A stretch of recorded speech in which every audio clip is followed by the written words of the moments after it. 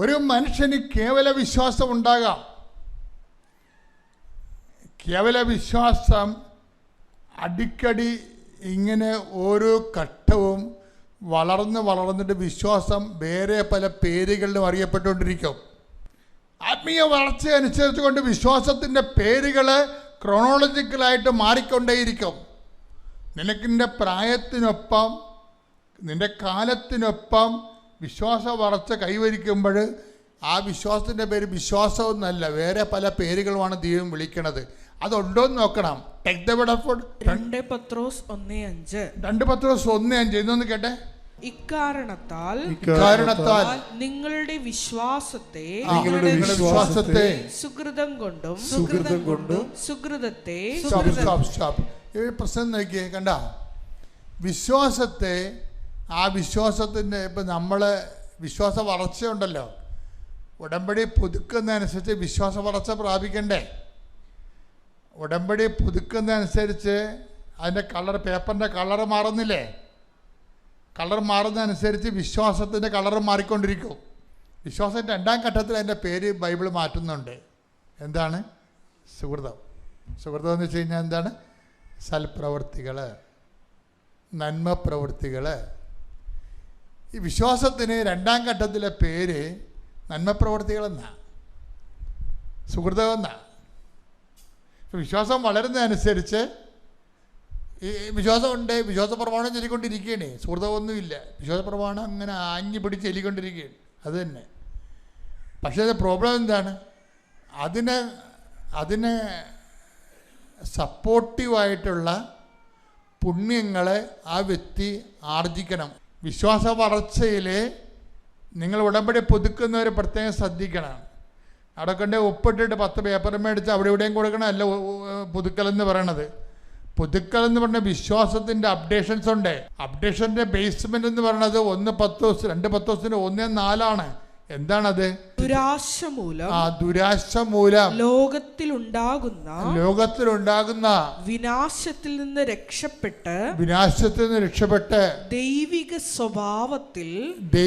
സ്വഭാവത്തിൽ നിങ്ങൾ പങ്കുകാരാകുന്നതിന്. ഇതാണ് ഒരു പ്രോബ്ലം. നിങ്ങൾ അമ്മയോട് പറയേണ്ടത് എന്താണ്? വിശ്വാസത്തെ വളർത്തി എന്നെ ദൈവിക സ്വഭാവത്തിൽ. ഇപ്പം നമ്മുടെ സ്വഭാവത്തിലാണ് ഈ സംഭവം വർക്കൗട്ട് ചെയ്യണത്. സ്വഭാവത്തിന് ഈ മാറ്റം ഉണ്ടാകണം. ഇല്ലെങ്കിൽ ഉടമ്പടി പുതുക്കപ്പെട്ടാണ് ദൈവം അംഗീകരിക്കത്തില്ല. സ്വഭാവത്തിൽ ഈ മാറ്റം ഉണ്ട്. അത് എങ്ങനെയാണ്? ദൈവീക സ്വഭാവത്തിലേക്കാണ് പകർച്ച വരുന്നത്. അതുകൊണ്ടാണ് വിശ്വാസത്തെ സുഹൃതം കൊണ്ടും. വായിച്ച അടുത്ത എന്താണ്? സുഹൃതത്തെ ജ്ഞാനം കൊണ്ടും. സുഹൃതത്തെ ജ്ഞാനം. വിശ്വാസത്തിൻ്റെ 3ാം വിശ്വാസം. 2ാം വിശ്വാസത്തിൻ്റെ പേര് സുഹൃതം എന്നാണ്. 3ാം വിശ്വാസത്തിൻ്റെ പേരെന്താണ്? ജ്ഞാനമെന്ന്. ജ്ഞാനമെന്ന് പറഞ്ഞാൽ എന്താ? ജ്ഞാനം അനുഭവത്തോടു കൂടിയുള്ള അറിവിനാണ് ജ്ഞാനമെന്ന് പറയണത്. അറിവ് അനുഭവത്തോടു കൂടിയുള്ള അറിവ്. ഇപ്പോൾ ഉദാഹരണത്തിന് പഞ്ചസാര മധുരം ആണ് എന്ന് നമുക്ക് പഞ്ചസാര കാണുമ്പോൾ പറയാം. പക്ഷേ പഞ്ചസാര നക്കി നോക്കിയിട്ട് പറയുമ്പോൾ വേറെ വിഷയമായി. അത് ജ്ഞാനമായി. എന്താ കാര്യം? അത് മധുരമാണെന്ന് നമ്മൾ ജ്ഞാനമായി സംഭവം. ഇപ്പോൾ ഓരോ വിശ്വം അറിവെന്ന് പറഞ്ഞ സാങ്കേതിക ജ്ഞാനമാണ്. അതിനകത്ത് അനുഭവങ്ങളില്ല. അറിവ് അനുഭവജ്ഞാനത്തിലേക്ക് വർദ്ധിക്കുന്ന ഒരു പ്രോസസ്സ് ഉടമ്പടിയുടെ ഭാഗമാണ്. അറിവ് ആത്മാർത്ഥമായിട്ട് നിങ്ങൾ ദൈവത്തെക്കുറിച്ച് അറിവ് നേടുന്നത് എന്തിനാണ്? അനുഭവജ്ഞാനം ആനുപാതികമായി വർദ്ധിക്കുന്നതിന് വേണ്ടിയാണ്. അനുഭവജ്ഞാനം. ഈ അനുഭവജ്ഞാനം വർദ്ധിക്കുമ്പോൾ ഉണ്ടാകുന്നൊരു കുഴപ്പമുണ്ട്. എന്താണ്? അഹങ്കാരം ഉണ്ടാകും. അതാണ് നമ്മൾ ഉടമ്പടിക്കാർക്ക് ചെറുക്ക് പൊടി അഹങ്കാരമുണ്ട്. എന്താ കാര്യം? ഉടമ്പടിക്കാത്ത ആൾക്കാരെക്കാൾ നമുക്ക് ബൈബിൾ അറിയാം, നമ്മൾ സുഹൃതങ്ങൾ അഭ്യസിക്കുന്നുണ്ട്, വിശ്വാസം കൈമാറുന്നുണ്ട്. അപ്പം ഈ നിൽക്കുന്ന ചുങ്കക്കാരനെ പോലെ അല്ലെന്നുള്ളൊരു സംഭവമില്ലേ, അത് വർക്കൗട്ട് ചെയ്യും. കമ്പാരിറ്റീവായിട്ട് ആൾക്കാരെ കമ്പയർ ചെയ്യും. അതാണ് അഹങ്കാരം വരണത്. അതാണ് അറിവ് അഹങ്കാരം ജനിപ്പിക്കുന്നത് പറയുന്നുണ്ട്. Take the word of God. ശ്രുതികട hallelujah hallelujah hallelujah hallelujah hallelujah. യേശുവേ നന്ദി. Hallelujah hallelujah. 1 കൊരിന്തോസ് 8:1. 1 കൊരിന്തോസ് 8:1. അറിവ് അഹന്ത ജനിപ്പിക്കുന്നു. അറിവ് അഹന്ത ജനിപ്പിക്കുന്നു. സ്നേഹമോ ആത്മീയോത്കർഷം വരുത്തുന്നു. ആത്മീയ ഉത്കർഷം വരുത്തുന്നു. അറിവുണ്ടെന്ന് ഭാവിക്കുന്നവൻ അറിയേണ്ടത് അറിയുന്നില്ല. അപ്പൊ അറിവിനൊരു കുഴപ്പമുണ്ട്. അറിവ് എന്താണ് സംഭവിക്കുന്നത്?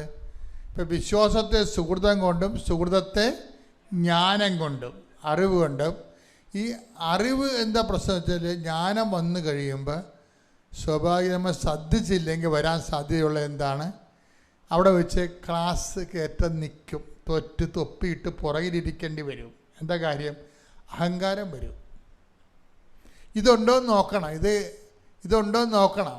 എന്ന് വെച്ചാൽ ഇത് ഈ വ്യക്തിക്ക് നമുക്കേ അറിയാൻ പറ്റത്തുള്ളൂ. നമുക്ക് ആവശ്യമില്ലാത്തൊരു കോൺഫിഡൻറ്റ് കയറി വരും ഉടമ്പടിയിലൂടെ.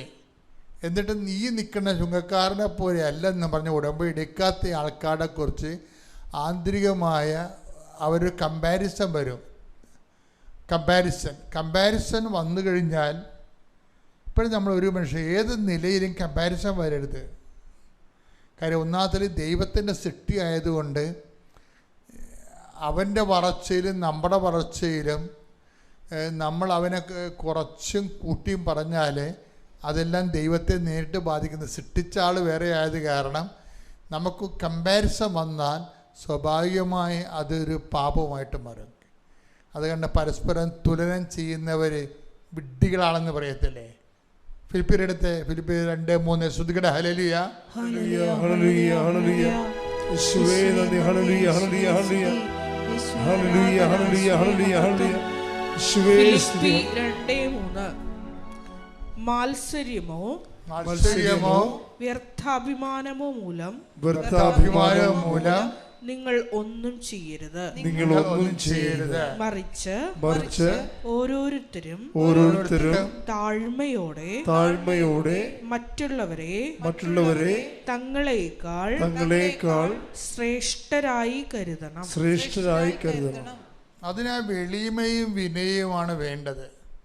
അവിടെ തന്നെ ദാസിയുടെ വിനീതാവസ്ഥ എന്ന് പറയുന്നത് മറ്റുള്ളവരെ തങ്ങളെക്കാൾ ശ്രേഷ്ഠരായി കരുതണം. ഇത് ഇങ്ങനെ പറയാമെങ്കിലും എൻ്റെ കൃപയുള്ളത് വളരെ, ഞാൻ കണ്ട ഒരു 2% പേർക്ക് ഈ കൃപ കണ്ടുപോകുന്നുള്ളൂ. അവിടെ ആത്മീയ വളർച്ചയിൽ മറ്റുള്ളവരെ തങ്ങളെക്കാൾ വലിയവരായിട്ട് കാണണമെങ്കിൽ അതിനാണ് ഈ വിനീതാവസ്ഥ എന്ന് പറയുന്നത്. അത് ആർജിതമാണെന്ന് ചോദിച്ചു കഴിഞ്ഞാൽ പകുതി ആർജിതമാണ്, പകുതി ദൈവം തരണതാണ്, ദൈവം പ്രസാദത്തിൽ തരണതാണ്. കാര്യം വിനീതാവസ്ഥയാണ് ദൈവം ഇങ്ങനെ ഫുൾ സിംഗായിട്ട് ഇടപെടാൻ പറ്റിയ ഒരു അന്തരീക്ഷം എന്ന് പറയണത്. അത് നമ്മുടെ സ്കിൽഫുൾനെസ് അല്ലത്. കാര്യം ദൈവികമായ എല്ലാ കാര്യവും നോട്ട് ബൈ മെറിറ്റിലാണ് വർക്ക് ചെയ്യണത്, നമ്മുടെ യോഗ്യത കൊണ്ടല്ല, ദൈവത്തിൻ്റെ കൃപ കൊണ്ട്. അപ്പോൾ ദൈവത്തിൻ്റെ കൃപ കൊണ്ടാണെങ്കിൽ യോഗ്യതയ്ക്ക് അവിടെ പ്രത്യേകിച്ച് സ്ഥാനങ്ങളൊന്നും ഇല്ല. അതാണ് പറയുന്നത്, ഇത് ഞങ്ങൾ നേടിയെടുത്തതല്ല എന്ന് പറയുന്നില്ലേ. Take the word of God. ശ്രുതികട hallelujah hallelujah hallelujah hallelujah hallelujah. യേശുവേ നന്ദി. Hallelujah hallelujah hallelujah. ഈശോ മിശിഹായ്ക്ക് സ്തുതിയായിരിക്കട്ടെ. എൻ്റെ പേര് സീജ കുഞ്ഞപ്പൻ. ഞാൻ കോട്ടയം ജില്ലയിൽ ഉഴവൂരെന്ന് പറയുന്ന സ്ഥലത്തു നിന്ന് വരുന്നു. 3 വർഷമായിട്ട് കാനഡയിൽ ന്യൂ ഫൗണ്ട്ലാൻഡ് എന്ന സ്ഥലത്ത് ജോലി ചെയ്യുകയാണ്. ആദ്യമായി ഈ അമ്മ മാതാവിനും തിരുക്കുമാരനും ഈ അൾത്താരയിൽ വന്ന് അമ്മയുടെ പ്രത്യക്ഷീകരണത്തിൻ്റെ സാക്ഷിയായി ഉയർത്തിയതിന് കോടാനുകോടി നന്ദി പറയുന്നു. ഞാൻ ഇവിടെ തീർത്ഥാടന ഉടമ്പടി എടുത്തത് 2023 മാർച്ച് 15-നാണ്. 2022 ആണ് ഞാൻ കൃപാസനത്തെക്കുറിച്ച് അറിയാനിടയായത്. ഞങ്ങൾ 11 വർഷമായിട്ട് മൗറീഷ്യസിലായിരുന്നു. അവിടെ നിന്ന് പല സ്ഥലത്തോട്ടും പോകാനായിട്ട് ട്രൈ ചെയ്തു. പക്ഷേ എന്തെങ്കിലും കാരണങ്ങൾ കൊണ്ട് അതെല്ലാം മാറിപ്പോവുകയായിരുന്നു. അങ്ങനെ 2022 ഞങ്ങൾ കാനഡയ്ക്ക് പോകാനുള്ള പ്രോസസ്സിങ് സ്റ്റാർട്ട് ചെയ്തു. അപ്പോൾ അവിടെ ആദ്യമായിട്ട് നമുക്ക് അവിടുത്തെ പ്രൊവിൻസ് നോമിനേഷൻ, അതായത് PNP എന്ന് പറയുന്നത് കിട്ടണം. അതിനുവേണ്ടി ഞങ്ങൾ അപ്ലൈ ചെയ്ത് ഒരുപാട് സമയം വെയിറ്റ് ചെയ്തു. എന്നിട്ടും അത് ഞങ്ങൾക്ക് കിട്ടുന്നില്ലായിരുന്നു. അങ്ങനെ ഞങ്ങളുടെ ഒരു ഫ്രണ്ട് ചേച്ചി വഴി കൃപാസനത്തെക്കുറിച്ച് അറിഞ്ഞു. സഞ്ചാര മാതാവാണ്, നമ്മൾ വിശ്വാസത്തോടു കൂടി പ്രാർത്ഥിച്ചാൽ സാധിച്ചു കിട്ടുമെന്ന് പറഞ്ഞ് ഞാൻ ആ പ്രാർത്ഥന രാവിലെ എഴുന്നേറ്റ് പ്രാർത്ഥിച്ച് 7 ദിവസത്തിനകം ഒരുപാട് നാളായിട്ട് കിട്ടാണ്ടിരുന്ന പ്രൊവിൻസ് നോമിനേഷൻ ഞങ്ങൾക്ക് കിട്ടി. അങ്ങനെ ഞങ്ങൾ അവിടെ നിന്ന് ബാക്കിയുള്ള പേപ്പറെല്ലാം വർക്ക് പെർമിറ്റിന് അപ്ലൈ ചെയ്തു. നോർമലി അവിടെ നിന്ന് 12 വീക്സിനകം വർക്ക് പെർമിറ്റ് കിട്ടേണ്ടതാണ്. അങ്ങനെ 12 വീക്സ് ആകാറായപ്പോഴത്തേക്കും ഞങ്ങൾ ഇന്ത്യയിലേക്ക് അവിടെ നിന്ന് റിസൈൻ ചെയ്തു പോന്നു, ഫാമിലിയായിട്ട് പോന്നു. അങ്ങനെ 3 മാസത്തോളം ഞങ്ങൾ വെയിറ്റ് ചെയ്തു. എന്നിട്ടും വർക്ക് പെർമിറ്റ് ഞങ്ങൾക്ക് കിട്ടുന്നില്ലായിരുന്നു.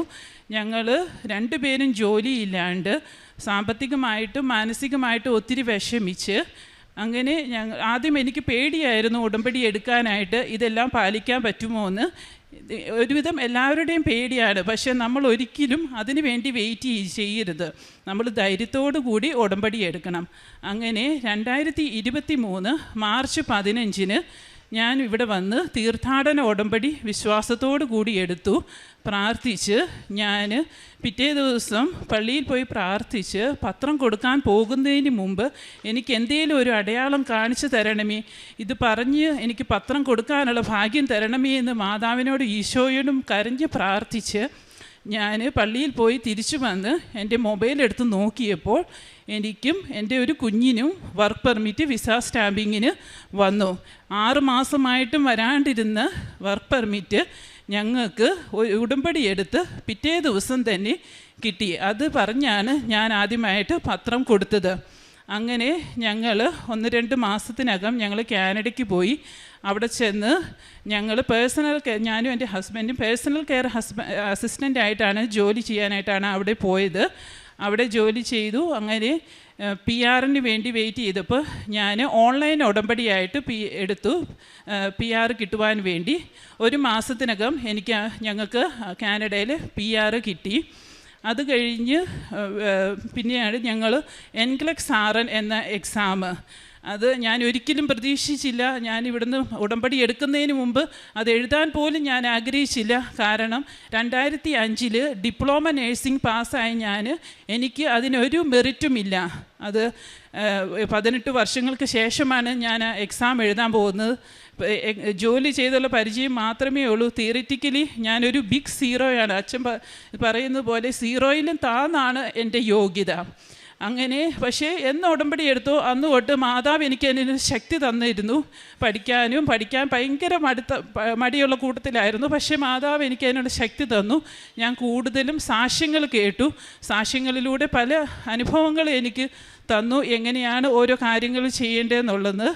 അങ്ങനെ ഞാൻ 2024 ഓഗസ്റ്റിൽ എക്സാം എഴുതാനായിട്ട് പ്രിപ്പയർ ചെയ്ത്. അപ്പോൾ ഞാൻ സാക്ഷ്യങ്ങളിൽ കേട്ടിട്ടുണ്ട്, നമ്മുടെ ബർത്ത്ഡേ ഗിഫ്റ്റായിട്ട് മാതാവിനോട് ചോദിച്ചിട്ടുണ്ടെങ്കിൽ മാതാവ് തരുമെന്ന്. അങ്ങനെ എൻ്റെ ഓഗസ്റ്റിലാണ് എൻ്റെ ബർത്ത്ഡേ. ഞാൻ ആ മാസം തന്നെ ഡേറ്റ് എടുത്തു, എക്സാം എഴുതി. ഞാൻ എക്സാമിന് പോകുന്നതിന് മുമ്പ് ഞാൻ കാശുരൂപം മുറുകെ പിടിച്ച് ഉപ്പ് കയ്യിൽ പാൻറ്റിൻ്റെ പോക്കറ്റിൽ ഇട്ട് തൈലം നെറ്റിയിൽ പൂശി പോയി. അവിടെ ചെന്ന് കഴിഞ്ഞ് എക്സാമിന് കയറുന്നതിന് മുമ്പ് ഞാൻ അവിടെ ഉപ്പിട്ട് പ്രാർത്ഥിച്ചു. ഉപ്പൊന്നും നമുക്ക് കയറ്റാൻ പറ്റത്തില്ല, ഒരു തുള്ളി ഒരു ഉപ്പുള്ളൂ. അത് വെച്ച് ഞാൻ പ്രാർത്ഥിച്ച് തൈലം കമ്പ്യൂട്ടറിൽ പൂശി ഞാൻ എക്സാം എഴുതി. 5 മണിക്കൂറിൻ്റെ എക്സാം ആയിരുന്നു, 150 ക്വസ്റ്റ്യൻസ്. ഇതെല്ലാം തന്നെ ഞാൻ ഓരോ തവണയും ആൻസർ എഴുതുന്നതിന് മുമ്പ് വിശ്വാസപ്രമാണം ചൊല്ലി പ്രത്യക്ഷീകരണ പ്രാർത്ഥനയും ചൊല്ലി നന്മ നിറഞ്ഞു മറിയവും ചൊല്ലിയാണ് എഴുതുന്നത്. ഇതിനൊക്കെ എനിക്ക് എങ്ങനെ സമയം കിട്ടിയെന്ന് എനിക്കറിയാൻ പാടില്ല. 5 മണിക്കൂറിൻ്റെ എക്സാം ഞാൻ 4.5 മണിക്കൂറിൽ എഴുതി കഴിഞ്ഞു. അത് ഞാൻ വിശ്വാസത്തോടെ ഓരോ തവണയും എഴുതുന്നതിന് മുമ്പ് മാതാവിനോട് പ്രാർത്ഥിച്ച് ചോദിച്ചെഴുതി. ഭാഗ്യവശാൽ എനിക്ക് അത് എൻക്ലക്സ് എന്ന് പറയുന്നത് ഒരുപാട് നമ്മൾ പഠിക്കാനുണ്ട്, എല്ലാ ഇതിനെക്കുറിച്ചും പഠിക്കാനുണ്ട്. എനിക്ക് ഒരുപാട് കാര്യങ്ങൾ പീഡിയാട്രിക്, മറ്റേണിറ്റി, സൈക്യാട്രി അതൊന്നും അറിയില്ല. അതിൽ നിന്നൊക്കെ എനിക്ക് വളരെ കുറച്ച് ക്വസ്റ്റ്യൻസും എനിക്ക് അറിയാവുന്ന ഭാഗത്ത്, എനിക്ക് എക്സ്പീരിയൻസ് ഉള്ള ഭാഗത്തു നിന്ന് മാത്രമാണ് കൂടുതൽ ക്വസ്റ്റ്യൻ ചോദിച്ചത്. അതെല്ലാം മാതാവിൻ്റെ ഒറ്റ അനുഗ്രഹം കൊണ്ടായിരുന്നു. അങ്ങനെ എക്സാം എഴുതി തിരിച്ചു വന്ന് ഞാൻ 2 ദിവസത്തിനകം റിസൾട്ട് കിട്ടും. എൻ്റെ റിസൾട്ട് വന്നത് ഒരു ചൊവ്വാഴ്ചയായിരുന്നു. അപ്പം അവിടുത്തെ 3:30 മണിക്കാണ് ഇവിടുത്തെ ചൊവ്വാഴ്ചത്തെ ലൈവ് ധ്യാനം നടക്കുന്നത്. വെളുപ്പിന് ഞാൻ എഴുന്നേറ്റ് പ്രാർത്ഥിച്ച് പ്രയർ റിക്വസ്റ്റ് ഇട്ട് മാതാവേ അർഹതയുണ്ടെങ്കിൽ എന്നെ പാസ്സാക്കണമേ എന്ന് പ്രാർത്ഥിച്ച് ഞാൻ ഡ്യൂട്ടിക്ക് പോയി കഴിഞ്ഞ് ചെയ്യുന്നപ്പോഴാണ് ഡ്യൂട്ടിയുടെ സമയത്താണ് എൻ്റെ റിസൾട്ട് വന്നത്. അപ്പം ഞാൻ ആദ്യമേ തന്നെ ഞാൻ തീരുമാനിച്ചിരുന്നു, ഞാൻ ഒരിക്കലും അവിടെ നിന്നുകൊണ്ട് റിസൾട്ട് നോക്കത്തില്ല. ഞാൻ പള്ളിയിൽ പോയി പ്രാർത്ഥിച്ച് വീട്ടിൽ വന്ന് മാതാവിൻ്റെ മുമ്പിൽ തിരി കത്തിച്ച് കാശിരുമ്പം പിടിച്ചേ റിസൾട്ട് നോക്കത്തുള്ളൂ എന്ന്. അങ്ങനെ ഞാൻ വീട്ടിൽ വന്ന് നോക്കിയപ്പോൾ എനിക്ക് നോക്കാനുള്ള ശക്തിയില്ലായിരുന്നു. ഞാൻ കാശിരൂപം വിശ്വാസ പ്രമാണം എന്ന് പറയണത് ഇതിനു മുമ്പ് എനിക്ക് ഇത്രയും ശക്തിയുള്ള പ്രാർത്ഥനയാണെന്ന് എനിക്ക് അറിയാൻ പാടില്ലായിരുന്നു. വിശ്വാസ പ്രമാണം ഇത് എന്ന് ഉടമ്പടി എടുത്തോ അന്ന് തൊട്ടാണ് ഞാൻ ഇത്രയും ശക്തിയുള്ള പ്രാർത്ഥന അറിയുന്നത്. വിശ്വാസ പ്രമാണം ചൊല്ലി എൻ്റെ ഹസ്ബൻഡ് റിസൾട്ട് നോക്കിയപ്പോൾ ഞാൻ പാസ്സായി. എന്താ പറയേണ്ടതെന്ന് അറിയാൻ പാടില്ല. ഒരു യോഗ്യതയില്ലാത്ത not my merit but by grace, അതാണ് എൻ്റെ ജീവിതം. ഒരിക്കലും ആദ്യത്തെ അറ്റംപ്റ്റ് ഞാൻ അത് പാസ്സാകുമെന്ന് ഒരിക്കലും പ്രതീക്ഷിച്ചില്ല. 3 പ്രാവശ്യം ട്രൈ ചെയ്യാം, കിട്ടിയില്ലെങ്കിൽ വേണ്ട എന്നുള്ള ഇതിലാണ് ഞാൻ എക്സാം എഴുതാൻ പോയത്. അങ്ങനെ ആദ്യത്തെ തവണ തന്നെ എനിക്ക് എക്സാം പാസ്സായി. അത് കഴിഞ്ഞ് അവിടുത്തെ രജിസ്ട്രേഡ് നേഴ്സിൻ്റെ ഇൻ്റർവ്യൂവിൻ്റെ സമയത്ത് എനിക്കൊരു 9:30 സമയം കിട്ടിയത്. അന്നത്തെ ഡെയിലി ബ്രെഡിൽ അച്ഛൻ പറഞ്ഞു 9:30 മാതാവ് അനുഗ്രഹം കാണിക്കുമെന്ന്. അപ്പോൾ എനിക്കൊരു പേടിയില്ലായിരുന്നു. അപ്പം എനിക്ക് അറിയാം എന്നെക്കുറിച്ചാണ് മാതാവ് പറയുന്നതെന്ന്. അങ്ങനെ ഒരു ബുദ്ധിമുട്ടും കൂടാണ്ട് എനിക്ക് ഇൻ്റർവ്യൂ അറ്റൻഡ് ചെയ്യാൻ പറ്റി. എനിക്ക് ആദ്യമൊക്കെ സംശയമായിരുന്നു, ഇവർ പറയുന്നതൊക്കെ നന്നായിട്ട് മനസ്സിലാകുമോ, ഞാൻ പറയുന്നത് മനസ്സിലാകുമോ. ഞാൻ ഇൻ്റർവ്യൂ കഴിഞ്ഞപ്പോൾ തന്നെ അവരെന്നോട് ചോദിച്ചത് നിങ്ങൾക്ക് എങ്ങോട്ടാണ്, ഏത് ഹോസ്പിറ്റലിലാണ് വേണ്ടതെന്നാണ്. അതിൻ്റെ അർത്ഥം എനിക്കത് കിട്ടിയെന്നാണ്. അത് അങ്ങനെ ആരോടും തന്നെ പറയാറില്ല. അങ്ങനെ മാതാവ് എന്നെ അനുഗ്രഹിച്ചു. ഇൻ്റർവ്യൂവിന് മുമ്പ് എനിക്ക് ജോലി കിട്ടാൻ സാധ്യതയുള്ള ഹോസ്പിറ്റലിൻ്റെ അവിടെ പോയി ഉപ്പിട്ട് പ്രാർത്ഥിച്ച്, ആരും ചവിട്ടാത്തടുത്ത് ഉപ്പിട്ട് പ്രാർത്ഥിച്ച് മാതാവേ എനിക്ക് ജോലി തരണമേ എന്ന് പ്രാർത്ഥിച്ചു. അങ്ങനെ യാതൊരു തടസ്സവും കൂടാണ്ട് എനിക്ക് ഇൻ്റർവ്യൂ പാസ്സാകാനും അവിടെ ഒരു രജിസ്ട്രേഡ് നേഴ്സായിട്ട് ജോലി ചെയ്യാനും സാധിച്ചു. ഒരിക്കലും ഞാൻ പ്രതീക്ഷിച്ചതല്ല എനിക്കിങ്ങനെ ഒരു അനുഗ്രഹം ഉണ്ടാകുമെന്ന്. എല്ലാം ഇവിടെ വന്ന് ഉടമ്പടി എടുത്തതിന് ശേഷം കിട്ടിയ അനുഗ്രഹമാണ്. അത് കഴിഞ്ഞ് ഞങ്ങളവിടെ സ്വന്തമായിട്ടൊരു ഭവനം മേടിക്കുക എന്നുള്ള ആഗ്രഹത്തോടു കൂടി ഇരുന്നപ്പോൾ ഞങ്ങൾക്കറിയാവുന്ന ഒരു കനേഡിയൻ ഫാമിലി തന്നെ ഞങ്ങളോട് ചോദിച്ചു, ഞങ്ങൾ വീട് വിൽക്കാൻ പോകുന്നുണ്ട്, നിങ്ങൾക്ക് ഇതെടുക്കാൻ താല്പര്യമുണ്ടോ എന്ന്. അങ്ങനെ അവിടെ ഒരിക്കലും സംഭവിക്കുന്നതല്ല. ഞാൻ അറിഞ്ഞിടത്തോളം എപ്പോഴും മാർക്കറ്റിലിട്ട് റിയലേറ്റർ വഴിയാണ് എപ്പോഴും ഹൗസ് സെയിലിംഗ് നടക്കുന്നത്. ആരാണോ കൂടുതൽ പൈസ ഇടുന്നത് അവർക്കാണ് ആ വീട് കിട്ടുന്നത്. പക്ഷേ ഇവർ തന്നെ ഞങ്ങൾക്ക് അഫോർഡ് ചെയ്യാൻ പറ്റുന്ന രീതിയിൽ ഞങ്ങൾ പറഞ്ഞ പൈസയ്ക്ക് അവർ ഞങ്ങൾക്ക് വീട് തന്നു. ഞങ്ങൾക്ക് വീട് കാണാനൊരു അവസരം കിട്ടിയപ്പോൾ ഞാൻ വീട് കണ്ടു കഴിഞ്ഞ് ഞാൻ ആരും ചവിട്ടാത്തടുത്ത് മാതാവിൻ്റെ ഉപ്പിട്ട് പ്രാർത്ഥിച്ചു, മാതാവേ ഇത് ഞങ്ങൾക്ക് വിധിച്ചിട്ടുള്ളതാണെങ്കിൽ തരണമേ എന്ന് പ്രാർത്ഥിച്ചുകൊണ്ട് അങ്ങനെ ആ വീട് ഞങ്ങൾക്ക് കിട്ടി. ആ വീടിൻ്റെ പ്രത്യേകത എന്ന് പറയുന്നത് 2 ഹാളുണ്ട് ആ വീടിന്. അപ്പം എൻ്റെ ആഗ്രഹം ഒരു ഹാള് പ്രെയർ റൂമാക്കി മാറ്റുക എന്നുള്ളതായിരുന്നു. അങ്ങനെ ഞങ്ങൾക്ക് അവിടെ ആ ഹാളിൽ പ്രെയർ റൂമാക്കുവാനും മാതാവിൻ്റെയും ഈശോയുടെയും എന്നും പ്രാർത്ഥിക്കുവാനും ഉള്ള അനുഗ്രഹം കിട്ടി. അങ്ങനെ ഞങ്ങൾക്ക് അവിടെ ഒരു വീടുമായി. അത് കഴിഞ്ഞ് എനിക്ക് എക്സ്പീരിയൻസ് ഉള്ള സ്ഥലത്ത് തന്നെ എനിക്ക് ജോലി കിട്ടാനും നല്ല ടീമിനെ കിട്ടുവാനും എനിക്ക് ഇതായി. എനിക്ക് ആദ്യമൊക്കെ ഭയങ്കര പേടിയായിരുന്നു അവിടെ എങ്ങനെ ഒരു നേഴ്സായിട്ട് ജോലി ചെയ്യും എന്നുള്ളത്. പക്ഷെ മാതാവിനെ എന്നും രാവിലെ പ്രാർത്ഥിച്ചു മുറുകെ പിടിച്ചാണ് ഞാൻ ഡ്യൂട്ടിക്ക് പോകുന്നത്. അങ്ങനെ എനിക്ക് ഇതുവരെ ഒരു പ്രശ്നങ്ങളും ഉണ്ടാവാണ്ട് എനിക്ക് മാതാവ് എല്ലാ അനുഗ്രഹങ്ങളും തന്നു. ഞങ്ങൾക്ക് അവിടെ അടുത്തായിട്ട് ഒരു ബസിലിക്ക പള്ളിയാണ് ഉള്ളത്. അവിടെ പോയി പ്രാർത്ഥിക്കാനായിട്ട് നടന്നു പോകാനുള്ള ദൂരത്തിലായിരുന്നു ആദ്യം ഞങ്ങൾ റെൻറ്റിന് താമസിച്ചുകൊണ്ടിരുന്നിടത്ത്. അവിടെ പോയി നടന്നു പോകാനും പ്രാർത്ഥിക്കാനുള്ള അനുഗ്രഹം കിട്ടി. അത് കഴിഞ്ഞ് ഞങ്ങൾ പുതിയ വീട് മേടിച്ചതിൻ്റെ അടുത്തും ഞങ്ങൾക്ക് നടന്നു പോകുന്ന രീതിയിൽ തന്നെ ഉള്ള പള്ളി കിട്ടി. അവിടുത്തെ ഡ്രൈവിംഗ് ലൈസൻസ് അത് എന്തുവാണ് ഒത്തിരി പാടുള്ളൊരു കാര്യമാണ്. പക്ഷേ ഞാൻ കാശ് രൂപം പിടിച്ച് ഞാൻ പോലും അറിഞ്ഞില്ല എങ്ങനെയാണ് എനിക്ക് ആ ഡ്രൈവിംഗ് ലൈസൻസ് ആദ്യത്തെ തവണ തന്നെ കിട്ടിയെന്നുള്ളത്. എനിക്ക് അവർ പേപ്പർ അടിച്ച് തന്നപ്പോഴാണ് എനിക്ക് വിശ്വാസം പോലും ആകാത്ത രീതിയിലായിരുന്നു ഞാൻ. പക്ഷേ ഒരിക്കലും പ്രതീക്ഷിച്ചതല്ല അങ്ങനെ ഡ്രൈവിംഗ് ലൈസൻസ് കിട്ടുമെന്നുള്ളത്. പിന്നെ പ്രേക്ഷിത പ്രവർത്തനമായിട്ട് ഞാൻ ചെയ്യുന്നത് പത്രങ്ങൾ നാട്ടിൽ നിന്ന് വരുത്തി അവിടെ കൊടുക്കും. അവിടെ ബസിലിക്ക പള്ളിയിൽ പോയി കനേഡിയൻസിനൊക്കെ കൊടുത്തിട്ടുണ്ട്. അപ്പോൾ ഞാനൊരു തവണ കൊടുത്തപ്പോൾ ഒരു കനേഡിയൻ എന്നോട് പറഞ്ഞു ഇതിനെക്കുറിച്ച് എനിക്ക് അറിയാവുന്നതാണെന്ന് പറഞ്ഞ് സന്തോഷത്തോടെയാണ് ആ പേപ്പർ മേടിച്ചത്. അത് കണ്ടപ്പോൾ എനിക്ക് ഒത്തിരി സന്തോഷമായി. മലയാളം അവിടെ തന്നെ എവിടെ എല്ലാവരുടെ അടുത്തും തന്നെ മാതാവിൻ്റെ കാശിരൂപം എല്ലാവരുടെയും കഴുത്തി കാണും. അതുപോലെ വിശ്വാസത്തോടു കൂടിയാണ് എല്ലാവരും അവിടെ ജീവിക്കുന്നത്. പിന്നെ അച്ഛൻ്റെ 3 വർഷമായിട്ട് എന്ന് ഉടമ്പടിയെടുത്തോ അന്ന് തൊട്ട് ഈ ചൊവ്വാഴ്ചയിലെ ധ്യാനം ഒരിക്കലും മുടക്കിയിട്ടില്ല. ചൊവ്വാഴ്ച അല്ലെങ്കിൽ ബുധനാഴ്ചയ്ക്കകം ഞാനത് കൂടിയിരിക്കും. അതിനുള്ള നമ്മൾ എപ്പോൾ വിഷമിച്ചാലും ആ അനുഗ്രഹ പ്രാർത്ഥന അച്ഛൻ്റെ കിട്ടുമ്പം ഭയങ്കര ഒരു ആശ്വാസമാണ്. അതുപോലെ ഡെയിലി ബ്രെഡ് എന്ന് തുടങ്ങിയോ അന്ന് തൊട്ട് അതും കാണും. എൻ്റെ ഒരു ജീവിതം തുടങ്ങുന്നത് തന്നെ അച്ഛൻ്റെ ഡെയിലി ബ്രെഡിലൂടെ ആണ്. അതെല്ലാം സ്റ്റാറ്റസായിട്ടും ഷെയർ ചെയ്യുകയും ചെയ്യും. പിന്നെയാണ് കാരുണ്യ പ്രവൃത്തിയായിട്ട് ഞാൻ ചെയ്യുന്നത്. പാവപ്പെട്ടവർക്ക് പൈസ സഹായം ആവശ്യമുള്ളവർക്ക് കൊടുക്കും. ഞങ്ങൾക്ക് ഒരു എക്സാം എഴുതാനായിട്ട് $500 അതിന് 30,000 രൂപയുടെ ചിലവുണ്ട് ഒരു തവണ ഈ എൻഗ്ലക്സ് ആർ എന്നുള്ള എക്സാം എഴുതാനായിട്ട്. അപ്പോൾ ഞാൻ മാതാവിനോട് പ്രാർത്ഥിച്ചു, മാതാവേ എനിക്ക് എന്നാണോ എക്സാം പാസ്സാവാൻ സാധിക്കുന്നത് അപ്പോൾ അടുത്ത തവണ ഞാൻ അടയ്ക്കേണ്ട പൈസ ഞാനത് പാവം കൊടുത്തേക്കാമെന്ന്. അത് ആദ്യമേ തന്നെ എനിക്ക് മാതാവ് എക്സാം പാസ്സാക്കി അത് അങ്ങനെ കൊടുക്കാനുള്ള അനുഗ്രഹം ഉണ്ടായി.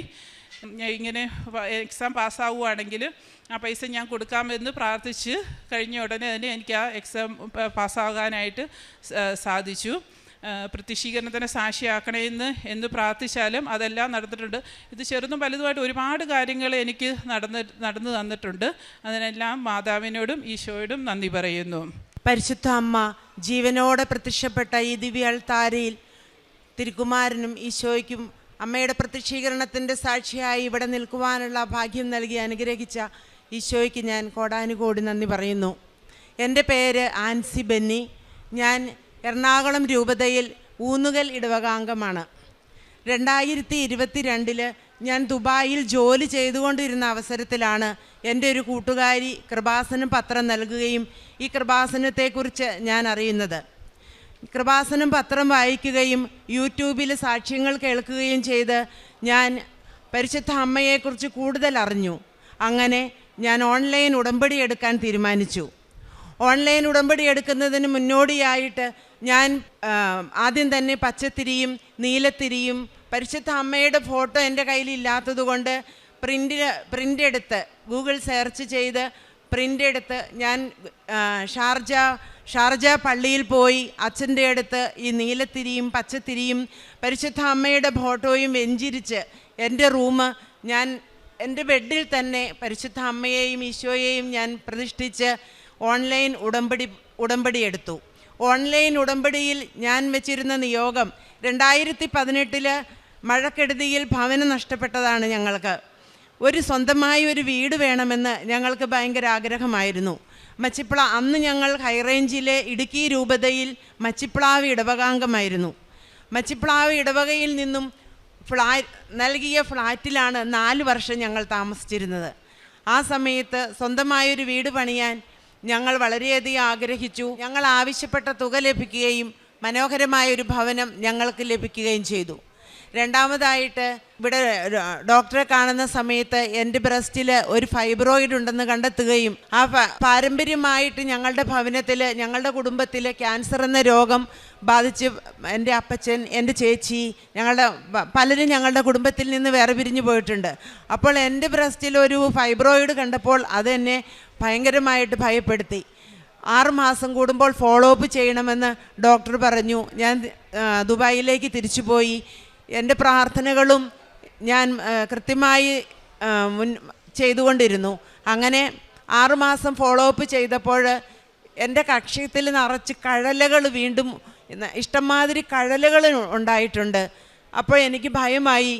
പാരമ്പര്യമായിട്ടുള്ള ഈ രോഗം എനിക്കും കിട്ടിയോ എന്നുള്ളൊരു ചിന്ത. എന്നാലും പരിശുദ്ധ അമ്മയുടെ ജപമാല മുറുക്കെ പിടിച്ചുകൊണ്ട് അമ്മയുടെ കാശുരൂപം എൻ്റെ കൂട്ടുകാരി തന്നതാണ്. ആ കാശുരൂപം ഞാൻ എൻ്റെ നെഞ്ചിൽ ചേർത്ത് വയ്ക്കും. അമ്മേ, ഈശോയുടെ തിരുരക്തം അമ്മയുടെ കൈകൊണ്ട് തന്നെ എനിക്ക് പുരട്ടി തരണം. അങ്ങനെ ഈ രോഗം ഒരിക്കലും, ഈ ഫൈബ്രോയിഡ് വളരാൻ അമ്മ അനുവദിക്കരുതെന്ന്. അങ്ങനെ സെപ്റ്റംബർ മാസത്തിൽ ഞാൻ നാട്ടിലെത്തി. ഇവിടെ വന്ന് തീർത്ഥാടന ഉടമ്പടി എടുത്തു. അവിടെ ഡോക്ടറെ കണ്ട സകല സർട്ടിഫിക്കറ്റുകളും എൻ്റെ കയ്യിലുണ്ടായിരുന്നു. ഇവിടെ ഓഫീസിൽ കണ്ടു. അച്ഛനെ കാണാനുള്ള അനുവാദം എനിക്ക് ലഭിച്ചു. അച്ഛൻ എൻ്റെ പേപ്പറുകൾ നോക്കിയിട്ട്, എൻ്റെ സ്കാനിങ് റിപ്പോർട്ടുകൾ നോക്കിയിട്ട് ഇതാരാണ് പേഷ്യൻ്റെന്ന് ചോദിച്ചു. ഞാനാണെന്ന് പറഞ്ഞു. അച്ഛൻ പരിശുദ്ധ തൈലം എൻ്റെ നെറ്റിയിൽ പുരട്ടി തന്നിട്ട് പറഞ്ഞു, ഒന്നുകൊണ്ടും പേടിക്കണ്ടെന്ന്. അങ്ങനെ ഞാൻ പിറ്റേ ദിവസം സ്കാനിങ്ങിന് പോയി. സ്കാൻ ചെയ്തപ്പോൾ ഡോക്ടർ പറഞ്ഞു, ആ ഫൈബ്രോയിഡ് ഒരു ചെറുതാണ്, ഒന്നുകൊണ്ടും പേടിക്കാനില്ല, അതിനൊരു വളർച്ചയൊന്നും സംഭവിച്ചിട്ടില്ല, അതുകൊണ്ട് ഒന്നുകൊണ്ടും പേടിക്കണ്ട എന്ന് ഡോക്ടർ പറഞ്ഞു. പരിശുദ്ധ അമ്മയ്ക്കും തിരുക്കുമാരനും കോടാനുകൂടി നന്ദി. അതിനുശേഷം ഞാൻ വീണ്ടും ദുബായിലേക്ക് തിരിച്ചുപോയി, ജോലി ചെയ്തു. കൃപാസനം പത്രം മറ്റുള്ളവരിൽ നിന്ന് ലഭിക്കുമ്പോൾ അത് ഞാൻ ഷെയർ ചെയ്യും. അമ്മയെക്കുറിച്ച് പറയാൻ എനിക്ക് 100 നാവായിരുന്നു. എല്ലാവരോടും അമ്മയെക്കുറിച്ച് പറയാൻ.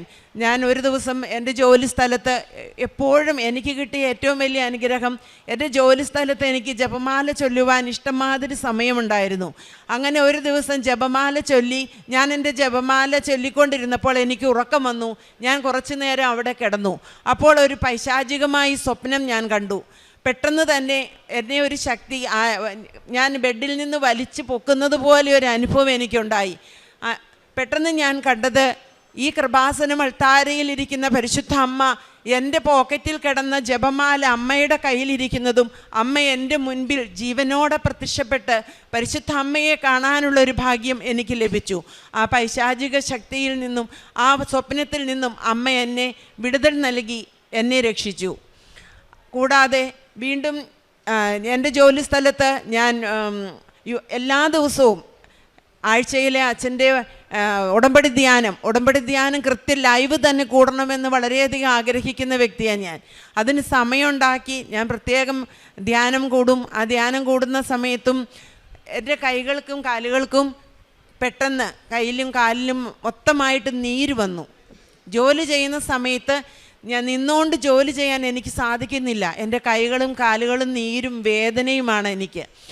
ജപമാല റാലിയിൽ ഒക്ടോബർ 2024 ജപമാല റാലി ഇവിടെ ആരംഭിച്ചപ്പോൾ ഞാൻ എൻ്റെ ബെഡിൽ എഴുന്നേറ്റിരുന്ന്, ഇവിടെ ജപമാല റാലി ആരംഭിച്ച സമയത്ത് ഞാൻ എഴുന്നേറ്റിരുന്ന് ജപമാല ചൊല്ലി പ്രത്യേകമായി ഞാൻ പ്രാർത്ഥിച്ചു. അടുത്ത വർഷം ജപമാല റാലിയിൽ പങ്കെടുക്കാനുള്ള അവസരം എനിക്ക് ഒരുക്കി തരണമേ എന്ന് ഞാൻ പ്രാർത്ഥിച്ചുകൊണ്ടിരുന്നു. ആ സമയത്താണ് എനിക്ക് വീണ്ടും കാലുവേദനയും കൈവേദനയും എല്ലാം ഉണ്ടായി. എൻ്റെ കൈകളിലും കാലുകളിലും ഭയങ്കരമായി നീര് വന്നു. ആ നീര് വന്നു കഴിഞ്ഞപ്പോൾ എനിക്ക് നിന്ന് ജോലി ചെയ്യാൻ പറ്റണില്ല. അങ്ങനെ ഞങ്ങൾ നാട്ടിൽ വന്ന് ഡോക്ടറെ കണ്ടപ്പോൾ ഡോക്ടർ പറഞ്ഞു, ഫൈബ്രോമയാൾജിയ എന്ന് പറയുന്ന ഒരു രോഗമാണ്. ഇത് ഇറച്ചിക്കകത്ത്, മാംസത്തിനകത്തിരുന്നുള്ള വേദനയാണ്. ഇത് കുറേ നാൾ മരുന്ന് കഴിക്കേണ്ടി വരും, അല്ലാതെ ഇത് പെട്ടെന്നൊന്നും മാറില്ല. എല്ലാ മാസവും രാജഗിരി ഹോസ്പിറ്റലിൽ പോകും, 7,000 രൂപയുടെ മരുന്ന് മേടിക്കും. അങ്ങനെ ഒരു 5-6 മാസം ഞാൻ മടുത്തു ഗുളിക കഴിച്ച്. അവസാനം ഞാൻ സെപ്റ്റംബറിൽ, ഈ 2025 സെപ്റ്റംബർ മാസം അവസാനമായി രാജഗിരി പോയിട്ട് വന്നപ്പോൾ ഞാൻ പരിശുദ്ധ അമ്മയോട് പറഞ്ഞു, അമ്മേ, ഇനി ഞാൻ ഗുളിക കഴിക്കണില്ല, ജപമാല റാലിയിൽ എനിക്ക് പങ്കെടുക്കണം. ജപമാല റാലിയിൽ എത്ര നീരോ വേദനയോ വന്നാലും ഞാൻ ജപമാല റാലിയിൽ പങ്കെടുക്കും. ഞാൻ എൻ്റെ ഗുളിക സ്റ്റോപ്പ് ചെയ്തിട്ട് ജപമാല റാലി ഒക്ടോബർ 28-ാം തീയതിയിൽ ജപമാല റാലിയിൽ ഒരാഴ്ച മുമ്പ് എൻ്റെ കാലിന് നീര് കൂടി, വേദനയും കൂടി. ആ വേദന കൂടിയപ്പോൾ അമ്മയോട് ഞാൻ പറഞ്ഞു, ഞാൻ വീണു പോയില്ലെങ്കിൽ അമ്മേ, എത്ര നീരോ വേദനയോ എനിക്ക് വന്നാലും ജപമാല റാലിയിൽ ഞാൻ പങ്കെടുക്കുമെന്ന്. അങ്ങനെ ജപമാല റാലിയിൽ എൻ്റെ നീരും വേദനയും ഒന്നും വകവയ്ക്കാതെ ജപമാല റാലിയിൽ പങ്കെടുത്തു. എനിക്ക് യാതൊരു പ്രശ്നങ്ങളും കൂടാതെ പൂർണ്ണമായും പങ്കെടുത്ത് ജപമാല റാലിയിൽ പങ്കെടുത്ത് അർത്തുങ്കലിൽ കയറി കുർബാന കണ്ട് തിരിച്ചു പോന്നു. അത് പിന്നെ ഇന്ന് ഈ ദിവസം വരെ ഞാൻ ആ അസുഖത്തിന് ഗുളിക കഴിച്ചിട്ടില്ല. പരിശുദ്ധ അമ്മയ്ക്കും തിരുക്കുമാരനും കോടാനുകൂടി നന്ദി പറയുന്നു. വിശുദ്ധ കുർബാന ഞാൻ പറ്റുന്ന സാഹചര്യങ്ങളിലെല്ലാം കുറേ മുടക്കം എനിക്ക് വന്നിട്ടുണ്ട്, കാലുവേദനയൊക്കെ ഉണ്ടായിരുന്നപ്പോൾ. എന്നാൽ ഇപ്പോൾ എല്ലാ ദിവസവും വിശുദ്ധ കുർബാനയിൽ പങ്കെടുക്കും. അതുപോലെ ജപമാല എന്നെ നയിക്കുന്നത് ജപമാലയാണ്. നമ്മളുടെ ജീവിത പ്രശ്നങ്ങളെല്ലാം വരുമ്പോൾ ഞാനിപ്പോൾ പരിശുദ്ധ അമ്മ സഞ്ചാരി മാതാവാണ്. അമ്മയോട് ഞാൻ പറയും, നമ്മൾ ഓരോ കാര്യങ്ങളും സാധിച്ചതാട്ടെ എന്ന് അമ്മയോട് പ്രത്യേകം പറയേണ്ട കാര്യമില്ല. കാനായിലെ കല്യാണ വിരുന്നിന് അമ്മ അവർ പോലും അറിയാതെയാണ് അവരുടെ ആവശ്യം സാധിച്ചു കൊടുത്തത്. അതുപോലെ ഞാൻ അമ്മയോട് പറയും, അമ്മ സഞ്ചാരി മാതാവല്ലേ, തിരുക്കുമാരനെ കൂട്ടിക്കൊണ്ട് എൻ്റെ വീട്ടിലേക്ക് വന്നു വാ. അവിടെ വന്നു കഴിയുമ്പോൾ ഞാൻ അമ്മയോട് ഒന്നും പറയണ്ടല്ലോ, എനിക്കത് സാധിച്ചതാട്ടെ, ഈ കാര്യം വേണമെന്ന് ഒന്നും പറയണ്ട. അമ്മ നേരിട്ട് കാണുമ്പോൾ അമ്മയ്ക്ക് അറിയാമല്ലോ എനിക്ക് എന്താ വേണ്ടതെന്ന്.